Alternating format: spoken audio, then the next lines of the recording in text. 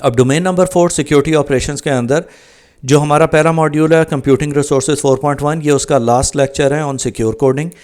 अब secure coding क्या होती है? सिक्योर कोडिंग होती है कि हम मेक श्योर करते हैं कि जो भी हम कोड लिख रहे हैं एप्लीकेशन का, वो हम इस तरह लिखें कि उसके अंदर आपकी सिक्योरिटी इंटेग्रिटी एप्लीकेशन की इंटैक्ट हो और ये आपको बचाए किसी किस्म की वनरेबिलिटीज़ के लिए कि कोई भी हैकर या अटैकर आपकी एप्लीकेशन को कॉम्प्रोमाइज़ ना कर सके।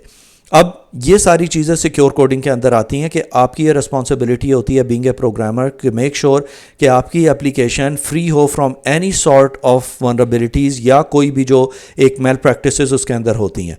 इसीलिए एक सिक्योर कोडिंग के लिए बेस्ट प्रैक्टिसेस अवेलेबल होती हैं। ये आपको बहुत सारे स्टैंडर्ड्स की वेबसाइट के ऊपर भी मिल जाएंगी, जिसके अंदर हम वो टेक्निक्स यूज़ करते हैं जो कि एक सर्वाइवेबल आपका सॉफ्टवेयर रिलीज़ करे, क्योंकि जब आपकी एप्लीकेशन रिलीज़ होती है वो एक बड़ी पब्लिक के सामने जाती है और वहाँ पे लोग बैठे होते हैं जो कि एप्लीकेशन की लूप होल्स या उसकी सिक्योरिटी वीकनेसेस देख रहे होते हैं ताकि उसे वो अपने बेनिफिट के लिए यूज़ कर सकें। डेवलपर यूज़ करता है parameterized queries in database access to prevent SQL injections attacks, कि कोई भी आप इस तरह का कोड उसके ऊपर एंटर ना करें जो कि ट्रिगर करे किसी किस्म का भी एसक्यूएल इंजेक्शन और उसके इनपुट और आउटपुट को किसी भी मलिशियस एक्टिविटी के खिलाफ वो प्रोटेक्ट कर सके। इसके बाद हमारे पास आते हैं बेस्ट प्रैक्टिसेस और स्टैंडर्ड्स जो हैं। अब जिस तरह हम किसी भी एप्लीकेशन सिक्योरिटी के लिए काम करते हैं, इसी तरह हम अपनी सिक्योर कोडिंग के अंदर भी इस चीज़ को देखते हैं कि जो भी हम तरीके यूज़ कर रहे हैं वो सारे इस तरह के होने चाहिए कि आपकी application in the long run किसी किस्म के भी एनोमली से बची हुई हो। इसके लिए हमारे पास secure coding practices and standards होते हैं। ये गाइडलाइंस होती हैं, मैथडोलॉजीज़ होती हैं सॉफ्टवेयर की डेवलपर्स के लिए, जो कि मिनिमाइज़ करती हैं वनरेबिलिटीज़ को और उसकी सिक्योरिटी बढ़ाते हैं किसी भी एप्लीकेशन को during its development process. Now इसकी प्रैक्टिस ये है कि डिज़ाइन किया जाता है किसी भी सिक्योरिटी फ्लॉज को अर्ली डिटेक्शन के लिए और एक्सप्लॉइट्स को रोकने के लिए। अब इसके अंदर हमारे पास इनपुट वैलिडेशन आ जाती है, एनक्रिप्शन आती है और एरर हैंडलिंग वगैरह आती है। इनपुट वैलिडेशन का मैंने आपको पहले कह दिया कि जो भी इनकमिंग डेटा है वो वैलिडेट होगा और प्रिवेंट करेगा किसी कॉमन एसक्यूएल इंजेक्शन अटैक को। तो पहले वो चेक होगा, उसके बाद वो हमारे डेटाबेस के अंदर जाएगा। इसके बाद हमारे पास आता है एनक्रिप्शन, जो कि यूटिलाइज करते हैं रोबस्ट तरीका। कोई भी मैथमेटिकल एल्गोरिथम हो सकता है आपकी एनक्रिप्शन के लिए। ये मेथड होता है जो कि डेटा को एट रेस्ट, इन ट्रांजिट और सेंसिटिव इंफॉर्मेशन को प्रोटेक्ट करता है। एरर हैंडलिंग है कि इंप्लीमेंट करते हैं हम कम्प्रिहेंसिव एरर हैंडलिंग प्रोसीजर्स, जिसके अंदर हम कुछ कोड्स या कोई चीज़ें ऐसी शो करेंगे किसी एरर के अंदर जब वो एप्लीकेशन थ्रो करेगी कि उसका सिर्फ हमें पता हो कि उसका मकसद क्या है और उस एरर को हम किस तरह फिक्स कर सकते हैं। अब बेस्ट प्रैक्टिसेस इसकी यहाँ पे अगेन हम यहाँ पे बात कर रहे हैं कि इनपुट वैलिडेशन आ गई, हमने इसके ऊपर ऑलरेडी बात कर लिया। आउटपुट एनकोडिंग आ गई, एनकोड करते हैं आउटपुट को, प्रिवेंट इंजेक्शन और cross site scripting attacks. Authentication controls हम देखते हैं कि कौन लॉग इन कर रहा है, उसके स्ट्रॉन्ग पासवर्ड है कि नहीं। मल्टी फैक्टर ऑथेंटिकेशन आ गई। ऑथराइज कंट्रोल्स हैं कि किन किन यूज़र्स को किस किस लेवल तक एक्सेस है, लीस्ट प्रिविलेजेस क्या हैं। इंश्योर करते हैं कि यूज़र को मिनिमम एक्सेस हो, कि अगर वो एंड यूज़र है तो सिर्फ उसके पास इंटरफेस वही होना चाहिए जो कि वो यूज़ करना चाह रहा है। उसके बाद डेटा प्रोटेक्शन है कि एनक्रिप्ट करें डेटा, कि किसी किस्म के लीकेज के ऊपर भी आपका डेटा एनक्रिप्टेड हो, उसकी कीज सिक्योरली आपने मैनेज की हुई हो, सेशन मैनेजमेंट हो रहा हो कि सारे आप टोकन्स और उसकी इंप्लीमेंट टाइम आउट्स वगैरह प्रॉपर्ली हैंडल कर रहे हैं। एरर हैंडलिंग और लॉगिंग एक हो रही हो कि आपके कौन सी एरर्स थ्रो होंगी और उसे लॉग किस तरह करेंगे आप अपने इवेंट्स लॉग के अंदर। कोड इंटेग्रिटी चेक्स के अंदर हम कोड को साइनिंग और उसकी इंटेग्रिटी चेक्स वगैरह देखते हैं कि वो किसी किस्म का कोड मॉडिफाई तो नहीं हुआ या किसी ने कोई स्क्रिप्ट तो रन नहीं किया जिसकी वजह से डेटाबेस के ऊपर उसे एक्सेस मिल जाए। रेगुलर सिक्योरिटी टेस्टिंग उसकी हम करते रहेंगे। स्टैटिक और डायनामिक एनालिसिस हमने ऑलरेडी सेस्ट और डेस्ट प्रीवियस लेक्चर के अंदर एप्लीकेशन सिक्योरिटी के इसके ऊपर बात कर ली है। उसके अंदर हम रेगुलर सिक्योरिटी टेस्टिंग इसकी करते हैं। और फिर जो कि लास्ट और बहुत इंपॉर्टेंट है वो एजुकेशन एंड अवेयरनेस है कि हम डेवलपर्स को कॉन्स्टेंटली अवेयर कराते रहें, उन्हें बताते रहें कि कौन से लेटेस्ट तरीके हैं, क्या क्या चीज़ें हम करते हैं in order to have the coding best practices.